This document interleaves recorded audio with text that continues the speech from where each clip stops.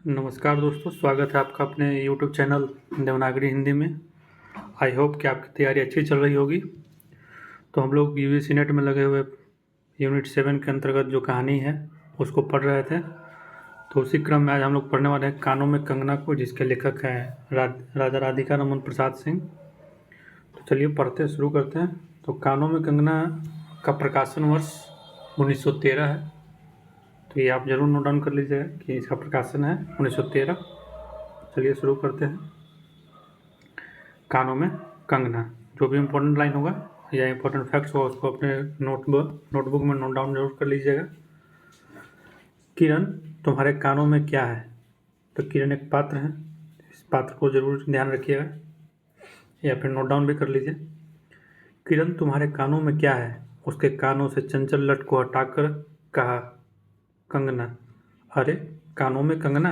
सचमुच? 2 कंगन कानों को घेर कर बैठे थे। हाँ, तब कहाँ पहनूं? किरण अभी भोरी थी। दुनिया में जिसे भोरी कहते हैं वैसी भोरी नहीं। उसे वन के फूलों का भोलापन समझो। नवीन चमन के फूलों की भंगी नहीं। विविध खाद या रस से जिनकी जीविका है, निरंतर काट छाट से जिनका सौंदर्य है, जो 2 घड़ी चंचल चिकने बाल की भूषा है, 2 घड़ी तुम्हारे फूलदान की शोभा। वन के फूल ऐसे नहीं, प्रति के हाथों से लगे हैं, मेघों की धारा से बढ़े हैं। चटुल दृष्टि इन्हें पाती नहीं, जगत वायु इन्हें छूती नहीं। यह सरल सुंदर सौरभमय जीवन है। जब जीवित रहे तब चारों तरफ अपने प्राण धान से हरे भरे रहें, जब समय आया तो अपनी माँ की गोद में झड़ पड़े। ये इंपॉर्टेंट पंक्ति है दोस्तों, इसको जरूर नोट डाउन करिएगा कि जब जीवित रहे तब चारों तरफ अपने प्राण धन से हरे भरे रहें, और जब समय आया तो अपनी माँ की गोद में झड़ पड़े। आकाश स्वच्छ था, नील उदार सुंदर, पत्ते शांत थे। संध्या हो चली थी। सुनहरी किरणें सुदूर पर्वत की चूड़ा से देख रही थी। वह पतली किरण अपनी मृत्यु शैया से इस शून्य निविड़ कानन में क्या ढूंढ रही थी, कौन कहे। किसी एकटक देखती थी, कौन जाने। अपनी लीला भूमि को स्नेह करना चाहती थी, या हमारे बाद वहाँ क्या हो रहा है इसे जोहती थी। मैं क्या बता सकूं? जो हो, उसकी उस भंगी में आकांक्षा अवश्य थी। मैं तो खड़ा खड़ा उन बड़ी आंखों की किरण लूटता था। आकाश में तारों को देखा या उन जगमग आंखों को देखा, बात एक ही थी। हम दूर से तारों के सुंदर शून्य झिकमिक को बार बार देखते हैं, लेकिन वह सस्पंद निश्चेष्ट ज्योति सचमुच भावहीन है, या आप अपनी अंतर्लहरी से मस्त है, इसे जानना आसान नहीं। हमारी ऐसी आंखें कहाँ कि उनके सिहारे उस निगूढ़ अंतर में डूब कर था ले। मैं रसाल की डोली थाम कर पास ही खड़ा था। वह बालों को हटाकर कंगन दिखाने की भंगी प्राणों में रह रह कर उठती थी। जब माखन चुराने वाले ने गोपियों के सर के मटके को तोड़कर उनके भीतर किले को तोड़ डाला, या नूरजहां ने अंचल से कबूतर को उड़ाकर शाहजहां के कठोर हृदय की धज्जियां उड़ा दी, फिर नदी के किनारे बसंत बल्लभ रसाल पल्लवों की छाया में बैठी किसी अपरूप बालिका की यह सरल स्निग्ध भंगिमा एक मानव अंतर पर क्यों न दौड़े। तो यहाँ से यहाँ तक दे सकता है और पूछ सकता है कि कहाँ से लिया गया है। तो याद रखिए, कानों में कंगना से। किरण इन आंखों के सामने प्रतिदिन आती ही जाती थी। कभी आम के टिकोड़े से आंचल भर लाती, कभी मौलसिरी के फूलों की माला बना लेती, लेकिन कभी भी ऐसी बाल सुलभ लीला आंखों से होकर हृदय तक नहीं उतरी। आज क्या था? कौन शुभ या अशुभ क्षण था कि अचानक वह बनैली लता मंदार माला से भी कहीं मनोरम दिख पड़ी। कौन जानता था कि चाल से कुचाल जाने में, हाथों से कंगन भूलकर कानों में पहनने में इतनी माधुरी है, 2 टके के कंगने में इतनी शक्ति है। गोपियों को कभी स्वप्न में भी नहीं झलका था कि बांस की बांसुरियों में घूंघट खोलकर नचाने वाली शक्ति भरी है। तो ये भी इम्पोर्टेंट है, इसको भी आप नोट डाउन कर सकते हैं। और यहाँ रखिएगा कि ये पूछ सकता है कि कानों में कंगना कहानी में कौन से फूलों की माला बनाई जाती है? तो मौलसिरी, क्योंकि बहुत सारी रचनाओं का जिक्र करके पूछा गया है कौन से वाद्य यंत्र का जिक्र है ये, तो इस फूल का भी जिक्र हो सकता है कि कौन से फूल का मेंशन है कानों में कंगना कहानी में। तो याद रखिएगा मौलसिरी, तो इसको नोट डाउन जरूर करिएगा। मौलसिरी के फूलों की माला बनाई जाती है। ये इंपॉर्टेंट है एग्जाम के पॉइंट ऑफ व्यू से। चलिए आगे बढ़ते हैं।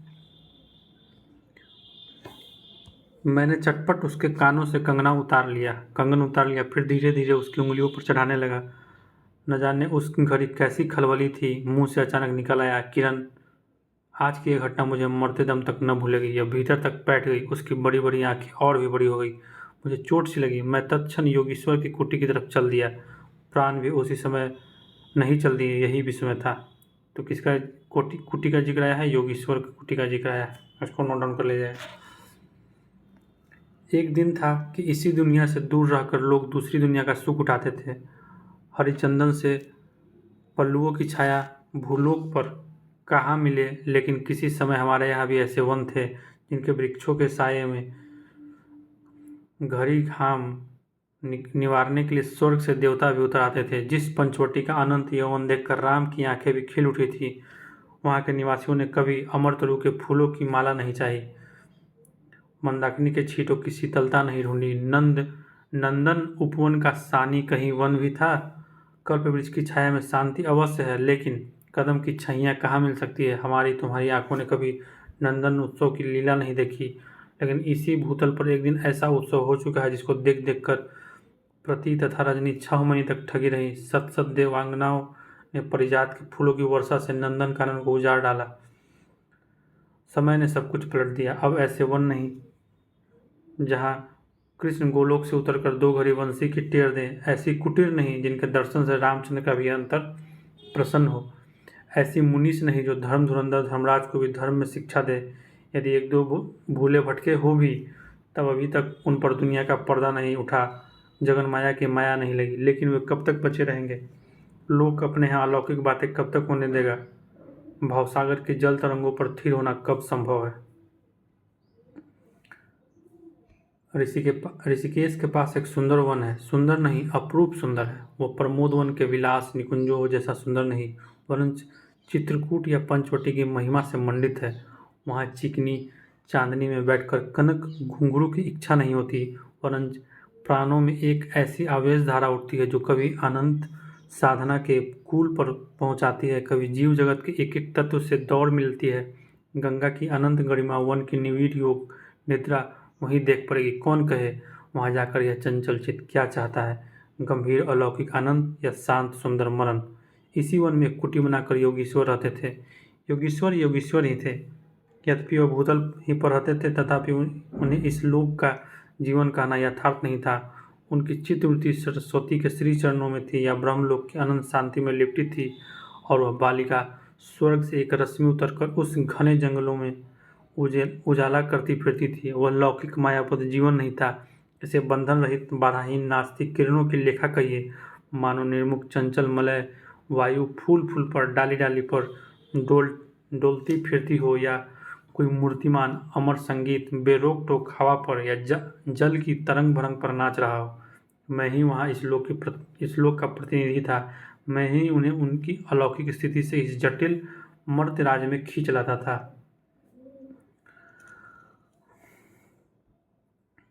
कुछ साल से मैं योगेश्वर के यहाँ आता था। पिता की आज्ञा थी कि उनके यहाँ जाकर अपने धर्म के सब ग्रंथ पढ़ डालो। योगेश्वर और बाबा लड़कपन के साथी थे, इसलिए उनकी मुझ पर इतनी दया थी। तो इनके पिता और जो योगेश्वर थे, दोनों बचपन के साथी थे। किरण उनकी लड़की थी। तो किरण के पिता का नाम क्या था? योगेश्वर, ये भी ध्यान रखिएगा। और योगेश्वर कौन थे? तो लेखक जो मैं शैली में जो कहानी लिख रहा है लेखक, उसके पिता के दोस्त थे। उस कुटीर में एक वही दीपक थी। जिस दिन की घटना में मैं लिख रहा आया हूँ, उसी दिन सवेरे मेरे अध्ययन की पूर्णाहुति थी, और बाबा के कहने पर एक जोड़ा पीताम्बर, 5 स्वर्ण मुद्राएं तथा किरण के लिए 2 कनक कंगनाचार्य के निकट ले गया था। तो देखिए यहाँ पर पूर्णाहुति यानी जो होता है ना कि गुरु दक्षिणा दिया जाता है, उस गुरु दक्षिणा में क्या लेके गए थे लेखक? किसके कहने पर? तो पहले तो बाबा के कहने पर। और क्या लेके गए थे? एक जोड़ा पीताम्बर, नोट डाउन कीजिए, एक जोड़ा पीताम्बर, 5 स्वर्ण मुद्राएं और किरण के लिए 2 कनक कंगन। योगेश्वर ने सब लौटा दिए, केवल कंगन को किरण उठा ले गई। तो सब कुछ वापस आ गया, लेकिन बस कंगन जो है किरण ले गई थी। वह क्या समझकर चुप रह गए? समय का अद्भुत चक्र है। जिस दिन मैंने धर्म ग्रंथ से मुंह मोड़ा, उसी दिन कामदेव ने वहाँ जाकर उनकी किताब का पहला सफ़ा उल्टा। दूसरे दिन मैं योगेश्वर से मिलने गया। वो किरण को पास बिठाकर न जाने क्या पढ़ा रहे थे। उनकी आंखें गंभीर थी। मुझको देखते ही उठ पड़े और मेरे कंधों पर हाथ रखकर गदगद स्वर से बोले, नरेंद्र, तो जो ये कहानी है जिनकी, उनका नाम है नरेंद्र। अब मैं चला, किरण तुम्हारे हवाले है। यह कहकर किसी की सुकोमल उंगलियां मेरे हाथों में रख दी। लोचनों के कोने पर 2 बूंदें निकलकर झांक पड़ी। मैं सहम उठा। क्या उन पर सब बातें विदित थी? क्या उनकी तीव्र दृष्टि मेरी अंतर्लहरी तक तक डूब चुकी थी? वह ठहरे नहीं, चल दिए। मैं कांपता रह गया, किरण देखती रह गई। सन्नाटा छा गया। वनवायु भी चुप हो चली। हम दोनों भी चुप चल पड़े। किरण मेरे कंधे पर थी। हठात अंदर से कोई अकड़ कर कह उठा, हाय नरेंद्र, यह क्या? तुम इस वनफूल को किस चमन में ले चले? इस बंधन विहीन स्वर्गीय जीवन को किस लोक जाल में बांधने चले?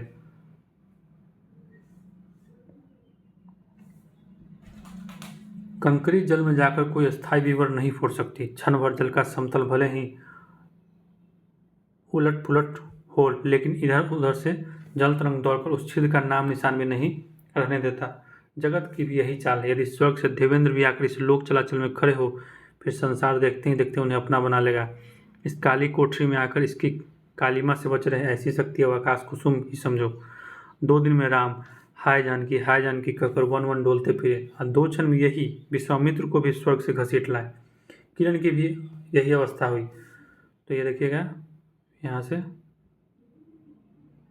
पूछ सकता है कथन कि ये किसका है, तो याद रखिएगा कि ये कानों में कंगना कहानी से है। चलिए आगे पढ़ते हैं। हाँ, किरण की भी यही अवस्था हुई। कहाँ प्रति की निर्मुक्त बोध, कहाँ जगत का जटिल बंधन पास। हाँ, तो इसमें कन्फ्यूजन हो सकता है कि मेरे राम का मुकुट भीग रहा है निबंध से, तो इसलिए यही सोच रहे थे कि कहीं तो आया है। तो ये जो पंक्ति दिया जाएगा तो इसमें आप कंफ्यूज किया जा सकता है कि मेरे राम का मुकुट भीग रहा है, जो है रचना आप टेक्स्ट यूजीसी नेट में ही लगा हुआ है, आपके पाठ्यक्रम में आगे पढ़ने को मिलेगा, तो उससे आपको कन्फ्यूजन हो सकता है। लेकिन याद रखिए ये कहानी विधा से है और कानों में कंगना कहानी का नाम है। कहाँ से कहाँ आ पड़ी वो अलौकिक भोलापन, वह निसर्ग उच्छ्वास, हाथों हाथ लौट गए। उस वनफूल के विमल कांति लौकिक चमन की मायावी मनोहारिता में परिणत हुई। अब आंखें उठाकर आकाश से नीरव बातचीत करने का अवसर कहाँ से मिले? मलय वायु से मिलकर मलयाचल के फूलों की पूछताछ क्यों करो? जब किशोरी नए साँचे में ढलकर उतरी, उसे पहचानना भी कठिन था। वह अब लाल चोली, हरी साड़ी पहनकर सर पर सिंदूर रेखा सजती और हाथों के कंगन, कानों की बाली, गले की घंटी तथा कमर की करधनी दिन दिन उसके चित्त को नचाए मारती थी। जब कभी वह सज धज कर चांदनी में कोठे पर उठती और वसंत वायु उसके आंचल से मोतिया की लपट लाकर मेरे बरामदे में भर देता, फिर किसी मतवाली माधुरी या तीव्र मदिरा के नशे में मेरा मस्तिष्क घूम जाता और मैं चटपट अपना प्रेम चित्कार फूलदार रंगीन चिट्ठी में भरकर जूही के हाथ ऊपर भिजवाता या बाजार से दौड़कर कटकी गहने का विलायती चूड़ी खरीद लेता। जूही एक लगता है गौण पात्र है, इसका भी आप नोट डाउन कर लीजिएगा क्योंकि गौण पात्र भी पूछ देता है एग्जाम। लेकिन जो हो, अब भी कभी कभी उसके प्रफुल्ल वदन पर उस आलोक आलोक की छटा पूर्व जन्म की सुख स्मृति वह चली आती थी और आंखें उसी जीवन सुंदर झिकमिक का नाच दिखाती थी। जब अंतर प्रसन्न था, पीपा बाहरी चेष्टा पर प्रतिबिंब क्यों न पड़े। यूं ही 2 साल मुरादाबाद में कट गए। तो कौन सा शहर का जिक्र है? मुरादाबाद का। तो इसको नोट डाउन कर लीजिएगा। हम जो भी बोल रहे हैं कि ये नोट डाउन कर लीजिएगा, मतलब नोट डाउन कर लीजिएगा, क्योंकि आप प्रीवियस ईयर क्वेश्चन देखिएगा तो ऐसे ही सवाल पूछा गया है कि कानों में कंगना में किस शहर का जिक्र है, कानों में कंगना में कौन से ज्वेलरी का जिक्र है, कौन से गहने का जिक्र है, फिर कौन से शहर का जिक्र है। इस तरह से सवाल आते रहता है। कौन से फूल का जिक्र है, कौन से फूल का माला का जिक्र बनाया गया है। एक दिन मोहन के यहाँ नाच देखने गया। वहीं किन्नरी से आंखें मिली क्या लीन हो गई। नवीन यौवन, कोकिल कंठ, चतुर चंचल चेष्टा तथा मायावी चमक। अब चित्त को चलाने के लिए और क्या चाहिए। किन्नरी सचमुच किन्नरी ही थी, नाचने वाली नहीं, नचाने वाली थी। पहली बार देखकर उसे इस लोक की सुंदरी समझना दुरुस्त था। एक लपट जो लगती किसी नशा से चढ़ जाती। यारों ने मुझे और भी चढ़ा दिया। आंखें मिलती मिलती मिल गई, हृदय को भी साथ साथ घसीट ले आई। फिर क्या था, इतने दिनों की धर्म शिक्षा, सतवत्सर की पूज्य लक्ष्मी, बाप दादों की कुल प्रतिष्ठा, पत्नी से पवित्र प्रेम, एक एक करके उस प्रतीप्त वासना कुंड में भस्म होने लगे। अग्नि और भी बढ़ती गई। किन्नरी की चिकनी दृष्टि, चिकनी बातें घी बरसाती रही। घर बार सब जल उठा, मैं भी निरंतर जलने लगा। क्यों? लेकिन ज्यों ज्यों जलता गया, जलने की इच्छा जलाती रही। 5 महीने कट गए, नशा उतरा नहीं। बनारसी साड़ी, पारसी जैकेट, मोती का हार, कटकी कर्णफूल सब कुछ लाकर उस मायाकारी के अलग तक रंजित चरणों पर रखे। किरण हेमंत की मालती बनी थी, जिस पर एक फूल नहीं, एक पल्लव नहीं। तो किससे तुलना किया गया है किरण का? तो हेमंत की मालती से तुलना किया गया।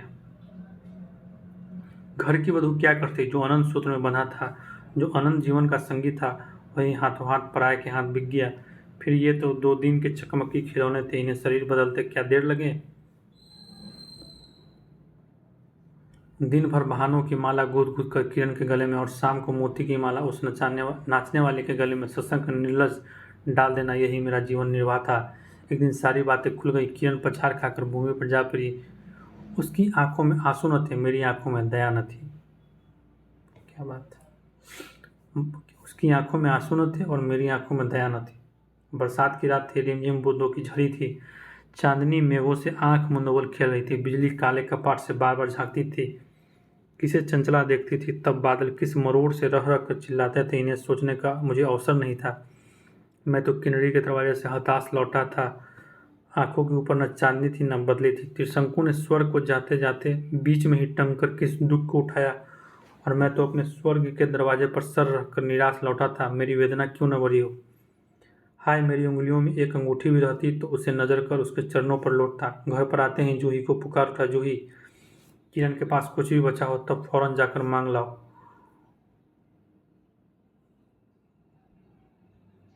ऊपर से कोई आवाज नहीं आई, केवल सर के ऊपर से काला बादल कालांत चित्कार के चिल्ला उठा। मेरा मस्तिष्क घूम गया। मैं तत्क्षण कोठे पर दौड़ा। देखिए यहाँ पर जूही का फिर से जिक्र हुआ है, तो ये दूसरी बार जूही का जिक्र हुआ है,